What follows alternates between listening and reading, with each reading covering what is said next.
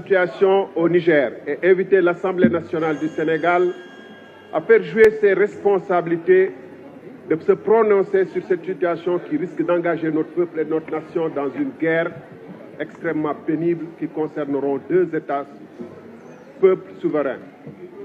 Monsieur le Président, Mesdames, Messieurs les députés, à l'heure actuelle, après avoir condamné effectivement le coup d'État perpétré contre le président Bazoum dans des conditions qui ne sont pas dignes d'une démocratie, je voudrais rappeler que le peuple du Niger subit une sanction parmi les plus dures au monde, contre un des peuples les plus pauvres au monde.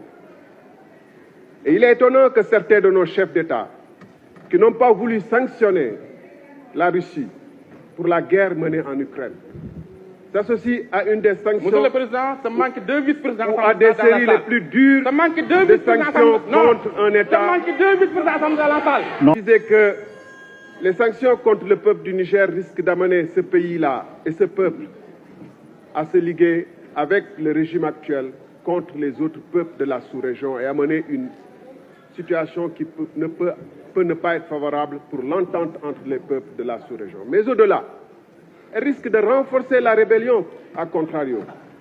Parce que cette série extrêmement dure de sanctions va priver l'État du Niger de ses moyens de riposte face à la rébellion.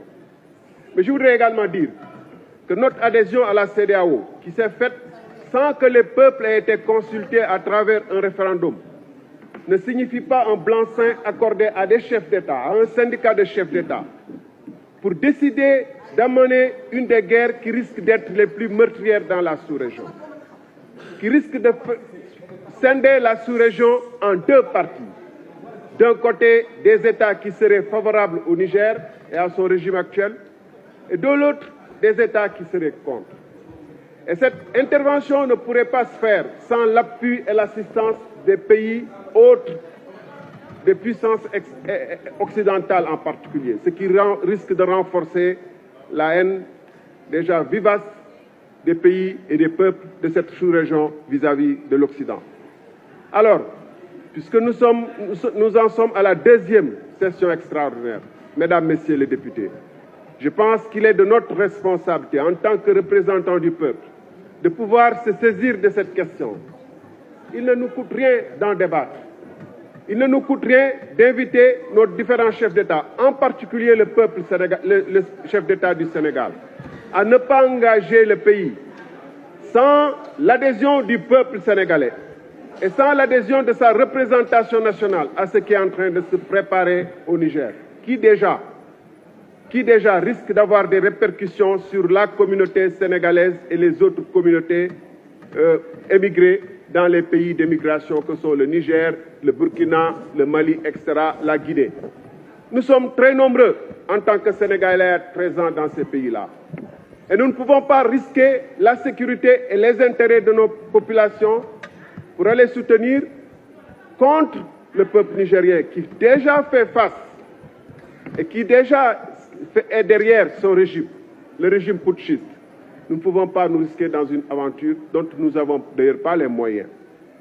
Mesdames, Messieurs les députés, c'est à vous que je m'adresse.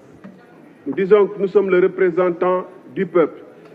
Le peuple du Sénégal, qui est un peuple de dialogue, qui est un peuple de débat et de discussion, devrait, à travers ses représentants, son État, engager, se positionner plutôt en faiseur de paix. Comme on a essayé de se positionner en Ukraine et en Russie, on ne peut pas faire moins dans la CEDEAO.